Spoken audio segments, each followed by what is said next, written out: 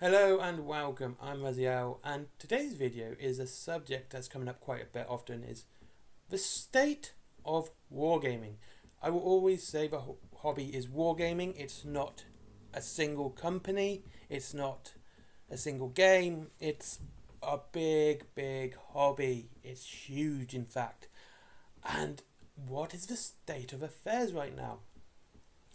I think, personally, it's in a very good place. I think if it couldn't really get better at the moment, right now. I know it sounds weird to say that because of what wargaming is. It's a niche hobby. Yes, one company is certainly a lot popular and has a lot of brand name appeal, but as a whole, it's in this perfect little spot where it's not so popular that is going to ruin the whole thing. Now, see, one thing I've noticed being into lots of different things, when things get really popular, companies tend to be less concerned about the quality of their games, but more concerned about how much money it's making. Not saying that companies aren't concerned about how much money a company is making. Of course they are. It's their businesses. They have to be concerned about that. But they're at a point where appealing to their fans that they have, and the people who do go out and buy their stuff and buy their products, is far better than trying to reach out to new players. Because us fans will reach out to new players. We'll say, hey, we've got this brand new game, do you want to play it with us? And hopefully get more people playing it. And it is also a very sociable hobby as well. You go onto Facebook, Twitter, you can get into conversation about any of the games. Any of them really, you're bound to find someone who it appeals to as well. Now, first to popularity, I would say never go to something that is popular if it doesn't appeal to you. Okay? Now, I'm going to have to reiterate that because I guarantee someone's going to take it the wrong way. Don't go towards something because it's popular if it doesn't appeal to you. If that sort of genre doesn't appeal to you, or those models do not appeal to you, don't go there. Yeah, there's better out there which will suit you. And this is where I think wargaming is one of the best hobbies to be. It has a huge spectrum of genres that you can play.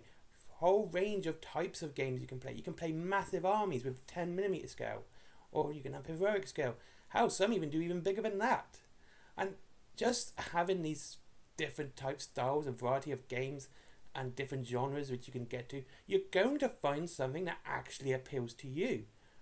And you should go down that route. Yes, I'm not going to sugarcoat it and say you're going to find someone straight away. You're going to find it difficult to find new players, and this is why I usually advise have two factions, so you can actually play someone, say, look, I've got this new game, I want to play this new game, do you want to join me? I have a faction here ready and painted for you to use. Do you want to tear away at it? And that's kind of cool. And then you can get more people into it in that way. And that's the best way to do it. Because, like I said, it's a sociable hobby. There's this very social aspect to it, even for introverts. People who don't socialise much. They have this place where they can actually socialise and feel comfortable at the same time. And they get to talk about something they enjoy. And if you ever get an introvert to talk about something they enjoy, they'd suddenly become into the most extroverted person you're ever going to meet. Now, that's just a variety of games which you're going to find that appeal to you. I know what appeals to me. It's heroic scale models appeal to me.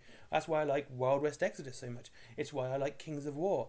That scale appeals to me. I like to sit here and paint, these nice models which are fairly small but big enough to hold in your hand and have nice enough detail and, can really show off my painting skills.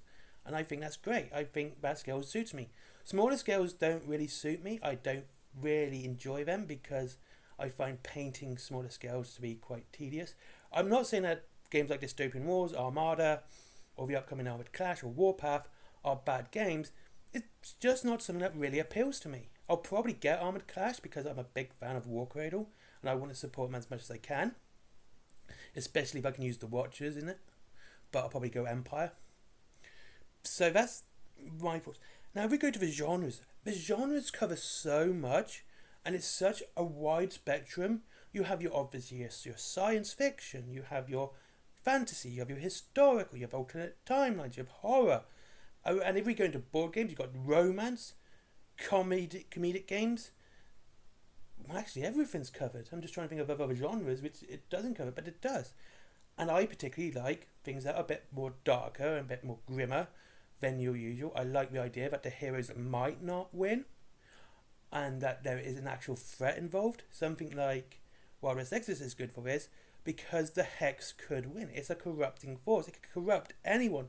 It corrupted one of the strongest characters in the entire of the Wild West Exodus with Lux looking, I should say. And I think that's an amazing story. And things like that, where the heroes might not win, really appeals to me. It kind of adds this extra sense of danger to it. Same with the Kings of War. The orcs could win. The abyssal dwarves could win. They all have, and they do extreme damage to the good guys as well. And I think that's just something that should be seen more within the wargaming setting in general, game, hobby, whatever. And I think that's something I really enjoy. But that's just me. So I know what appeals to me. And to quote Hercule Poirot, I know what I like and I like it immensely. So that's why I go towards certain games and certain companies, because of what they are showing off appeals to me. And a lot of these companies now are becoming far more community focused. They're actually listening to the people who do buy their stuff. They're learning that people are willing to stop now. They're like going, yeah, do you know what? We're not liking what you're doing. We are going to stop. Mantic's reply to Games Workshop's price rise was, hey, we're selling a load of stuff off cheap. You know? So they heard the complaints from people. And I don't like talking about Games Workshop. I try to avoid it as much as I can nowadays, but this is congruent to the conversation. Because people didn't like the price rise, so they decided to show off and do a sale of sorts. It was basically a blind box for £50, but you get more than £50 worth in it. Great, it's a fantastic idea. They literally listened to the customer and said, we're going to sort of like buck that trend. We're not rising our prices. Other companies haven't raised their prices either. You know, War Cradle haven't raised their prices. Warlord Games haven't raised their prices. They've kept their prices the same. Again, listen to the customer. We like paying your prices as they are. We're happy to continue paying that. And they're not going to go, oh, well, we better raise it because inflation is like, no, don't do that. And they're like, okay, we're not going to raise it. Again, fantastic ideas. Fantastic. Listening into your community. And that's what makes Wargaming in this other really nice spot, because this customer interaction, which a lot of these companies are doing, is beyond what's really expected of a company. Listening to complaints and working on them almost straight away, if there is plenty of the same complaint, obviously. So if it's like one person's going, I don't like the fact that this model's this big. I'd like it to be bigger. And they're like, no, we're not going to listen to you. You're being a bit silly now. But if some people say, come on, we want more of this faction, they're going to go, okay, we'll produce more of this faction. Or they said, we want a new faction. And that's what Mantic did. A lot of people wanted a new faction, and they wanted new models for Trident Realms, and they released them. It's a big risk for them because they don't know who's actually going to buy. They don't actually know who's actually, if people are just complaining for the sake of complaining. But they're like, enough people have asked for it, so we're going to provide it. And they went ahead and provided it. And having companies now being more community focused and focusing on their fans and listening to their fans is another nice spot for wargaming. It is a very social hobby, like I've said. And when you do go onto Facebook and you see these companies listening to their fans, they're interacting. It's making them social as well. Like, they're actually part of the hobby. They're actually, yeah, we feel the same as you. We agree with you. And I think that's just absolutely fantastic. And what was my last point about this? Oh, the wide range of games in themselves. There is many games for wargaming right now. So many. War Cradle has 3 major ones, which are Dystopian Wars, Wild West Exodus, and the lesser known Mythos. If you like Cthulhu, look at Mythos. You'll love it. It's based around the H.P. Lovecraft sort of stuff. It's fantastic. Mantic have Kings of War, Armada, Vanguard, Firefight, Dead Zone, that's 5, which I can name off the top of my head. Warlord Games has Bolt Action, Conflict 47, Judge Dredd, Slain. There's another 4. That's just from 3 companies, and I named 12 different games. Straight off the top of my head. And there's other games like Titanforge. I don't know what they do, unfortunately. I've just heard about them. One Page Wars, there's Grimdark and the Fair Fantasy version. That is an Ice Cream Man. I do apologise.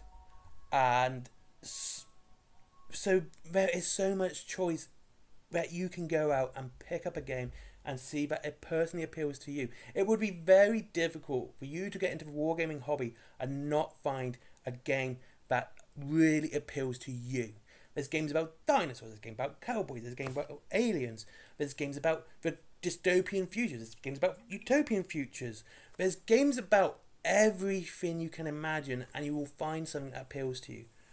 And like I said, don't go into something because it's popular. Like, Bolt Action is really popular right now, and I'm seeing it come up a lot. It kind of doesn't appeal to me. I'm not a big fan of historical gaming. And it's a silly reason, I know it is, and that's because the wrong people can win. It just sort of upsets my head to see the wrong people win in a historical battle. You know, like this Battle of Berlin, and the Germans winning, it'd be like, oh, that I don't like that. You know, not because because the Germans won when, you know, it was the Russians. It's just something that bothers me. So I don't go to, you know, how popular Bolt Action is. I'm not going to go out my way to get their stuff just because it's popular. Anyway, thank you very much for watching. I hope you enjoyed this video. It was kind of fun to make. What are your thoughts? You know, I'm always up for a discussion. I like to read your comments down below, as always. Can you share these videos as well now? I'm going to ask to share nowadays. Thank you very much, and have a great day, and I'll see you all again soon. Of course, if you want to save, if you want to buy a place to buy your war games, including the more or lesser known ones, such as Wild West Exodus, I'm always going to promote Wild West Exodus. It's such a fantastic game. I'm not even joking. There's Wayland Games down below, free delivery after £20. There is Forbidden Planet for comics, DVDs, mangas, you know, all the cool geeky stuff. There is also my merchandise, t-shirts, cups, laptop bags, you know, all that sort of stuff. There is my comics as well. If you want to see Little Red Riding Hood, go ham on some cyborg werewolves. There's Skyforge. Please give that guy a click, because I'd like to see him get more traffic and get better in the whole Google algorithm. Oh, and Patreon, because business. Bye bye.